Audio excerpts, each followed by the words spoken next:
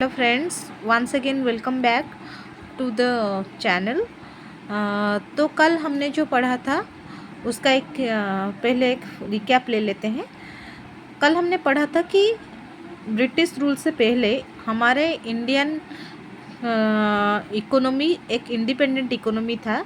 दो वो एग्रीकल्चर हमारा मेन सोर्स ऑफ लाइवलीहुड था। पीपल अदर एक्टिविटीज़ में भी एंगेज थे, जैसे कि हैंडीक्राफ्ट, वो हमारा एक मेजर एक्टिविटी भी था। और मुस्लिम एक कॉटन टेक्सटाइल था जो कि वेस्ट बंगाल में प्रोड्यूस हो रहा था और जो रॉयल कपड़े प्रोड्यूस कर रहे थे। लेकिन ब्रिटिश लोग जब इंडिया आए तो उन लोगों ने क्या किया, हमें रॉ मटेरियल्स के सप्लायर बना दिया और उनके कंपनी में हमारे कॉटन को लेकर वो लोग प्रोसेस्ड करके हमें फिनिश्ड गुड्स सप्लाई किए। इसीलिए हमारे यहाँ पर उनके प्रोडक्ट्स ज़्यादा बिकने लगे और उनके प्रोडक्ट्स का प्रोडक्शन ज़्यादा हुआ और हमारे आर्टिस्टन्स जो लोग थे वो अपने जॉब हरा चुके थे और एग्रीकल्चर के ऊपर बर्डन चल रहा था। ऐसे भी एग्रीकल्चर में उतना हाई फास्ट टेक्नोलॉजी यूज़ नहीं हो रहा था और जितना कुछ भी चल रहा था अभी वो एग्रीकल्चरल लैंड के ऊपर और ज़्यादा प्रेशर हो गया और एक फ्लड कंट्रोल के लिए कुछ भी मेकनिज़म नहीं लाए और हमारा जो एग्रीकल्चर फील्ड भी वो भी स्टैग्नेंट हो गया। ठीक है, आज हम लोग कुछ क्वेश्चन आंसर डिस्कशन करेंगे। जैसे कि आप लोग देख रहे हैं, मैं अपने कॉपी आज आप लोगों के साथ शेयर करूंगी। कुछ क्वेश्चंस है और उसके आंसर भी मैं बताते चलूँगी। आप चाहे तो यहीं से नोट भी कर सकते हैं। ठीक है, discuss the impact of British policies on Indian agriculture during colonial period. Colonial period में जो ब्रिटिश पॉलिसीज़ था उसका हमारा एग्रीकल्चर के ऊपर क्या इम्पैक्ट रहा है। ठीक है, ये एक क्वेश्चन आ सकता है एनसीईआरटी से। एनसीईआरटी के बुक अगर आप लोग फॉलो कर रहे हैं तो देखिएगा, उसके पीछे ये क्वेश्चन है, discuss the impact of British policies on Indian agriculture during colonial period. The British colonial rule had a significant impact on the country's agricultural sector। British जो कॉलोनियल रूल था उसका हमारे कंट्री के एग्रीकल्चरल सेक्टर पर बहुत बड़ा impact था। It had a long lasting effect on production, trade and distribution of agricultural products. Some of the key impacts are, जो भी हमारे ट्रेड, डिस्ट्रीब्यूशन और प्रोडक्शन के ऊपर जो इम्पैक्ट्स था उसमें से कुछ है। पॉजिटिव इम्पैक्ट भी कुछ था, नेगेटिव इम्पैक्ट तो बहुत ज़्यादा था। पहले तो क्या, जैसे कि हम लोगों ने कल के पेपर में पढ़ा था कि कैश क्रॉप को वो लोग ज़्यादा कमर्शियलाइज़ किए।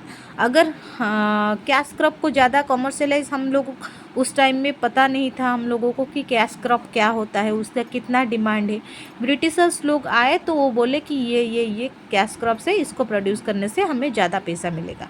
तो कैश क्रॉप को कमर्शियलाइजेशन उन लोगों ने किया। ठीक है, उसके बाद वो लोग इरिगेशन टेक्निक्स, क्योंकि उनके यहाँ जो डेवलपमेंट था वो हमारे यहाँ से बहुत आगे था, इसीलिए वो इरिगेशन टेक्निक्स लाइक ड्रिलिंग और कैनल इरिगेशन वो लोग हम लोगों के यहाँ इंट्रोड्यूस किए थे। Freedom from exploitation of zamindars आज इट लिमिटेड देयर पावर्स। ये लोग जब आए, जमींदार्स के जो पावर थे वो लिमिटेड हो गए। ठीक है, ये रहा पॉजिटिव इम्पैक्ट्स। नेगेटिव इम्पैक्ट्स क्या रहा, इंक्रीज्ड प्रेशर इन लैंड के ऊपर ज़्यादा प्रेशर आया, क्योंकि जितने लोग लैंड के ऊपर डिपेंडेंट थे ये क्या किए कि उन लोगों के जो संख्या है वो बढ़ोतरी हो गया, क्योंकि जो लोग हैंडीक्राफ्ट बिजनेस में थे वो लोग भी जॉब छोड़ के घर आ गए, तो लैंड के ऊपर प्रेशर बढ़ गया। Overburdening of agricultural sector, overburden आ गया।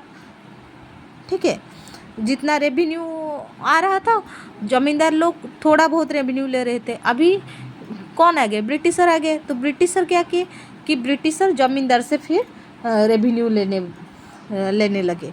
फिर क्या हुआ, जमींदार से रेवेन्यू ज़्यादा से ज़्यादा कहाँ से मांग रहे, ब्रिटिशर्स ज़्यादा से ज़्यादा रेवेन्यू फार्मर से मांगने लगे। लो एग्रीकल्चरल डेवलपमेंट, लो एग्रीकल्चरल डेवलपमेंट मतलब देखिए वो सिर्फ कैनल इरिगेशन और ड्रिलिंग टेक्निक इंट्रोड्यूस किए, लेकिन टेरेसिंग और फ्लड जो कि इंडिया में बहुत ज़्यादा होता है उसके कंट्रोल के बारे में या ड्रेनेज सिस्टम के बारे में कुछ भी चिंता नहीं किए।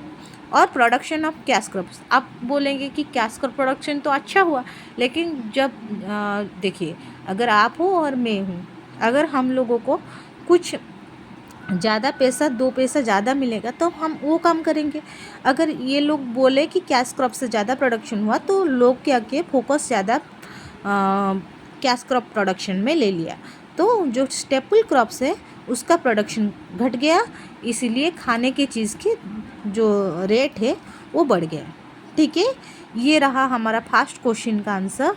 Discuss the impact of British policies on Indian agriculture during colonial period. अगर ये 10 मार्क्स का क्वेश्चन आए तो ये रहा उसका आंसर। ठीक है, आप लोग चाहे तो मैं समझा दी, आप लोग चाहे तो अभी मैं 5 मिनट 5 सेकंड ये होल्ड कर रही हूँ, आप लोग इसका एक नोट बना सकते हैं। ठीक है, फिर से एक बार दोहरा रही हूँ, ब्रिटिश कॉलोनियल रूल का हमारे प्रोडक्शन के ऊपर, हमारे ट्रेड के ऊपर, हमारे डिस्ट्रीब्यूशन के ऊपर बहुत बड़ा इम्पैक्ट था।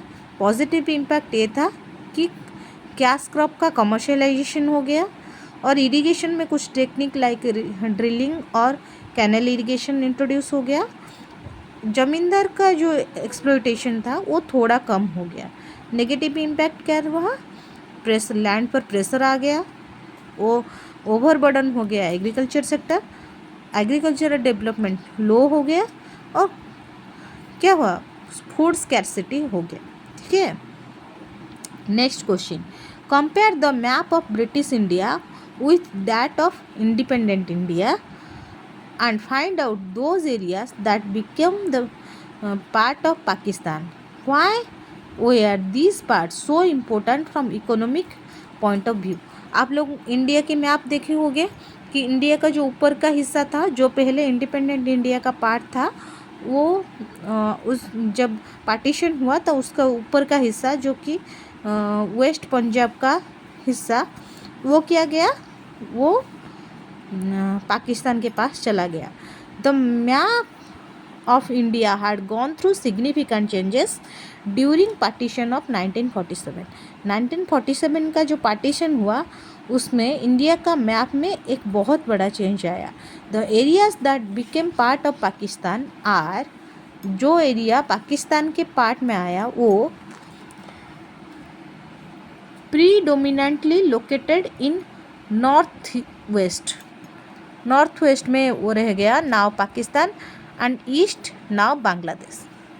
ठीक है, these areas that became part of Pakistan from economic point of view due to several regions.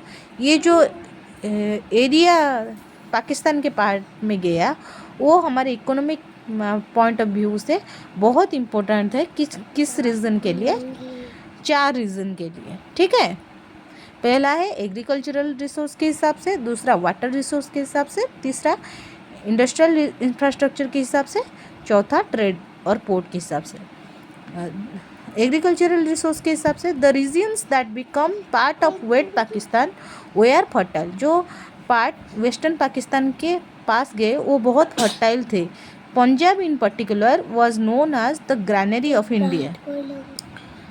Punjab जो है उसको ग्रैनरी ऑफ इंडिया बोलते थे due to abundant agricultural production, यहाँ पर बहुत ज़्यादा एग्रीकल्चरल प्रोडक्शन होता था।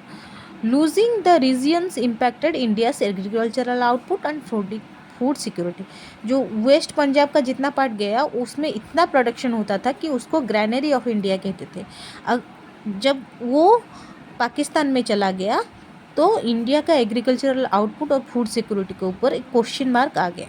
दूसरा आया वाटर रिसोर्स। आपको जैसे पता है इंडस का जो बेसिन है वो कहाँ पर रह गया, पाकिस्तान में रह गया। इंडिया और उस पर इंडस रिवर जो पैक्ट हुआ है, इंडस रिवर ट्रीटी, उस हिसाब से इंडिया को पानी तो मिल रहा है, लेकिन जितना पानी मिलना चाहिए था वो डिवाइड हो गया इंडिया और पाकिस्तान के अंदर। ठीक है, इंडस्ट्रियल इंफ्रास्ट्रक्चर, लाहौर, कराची और ढाका जो अभी पाकिस्तान के पार्ट में है, यहाँ पर बड़े बड़े इंडस्ट्रियल सेंटर थे। तो जब वो पाकिस्तान में चला गया तो इंडिया का ओवरऑल जो इंडस्ट्रियल आउटपुट था और इकोनॉमिक डेवलपमेंट था वो भी घट गया। ठीक है। Now trade and ports last है।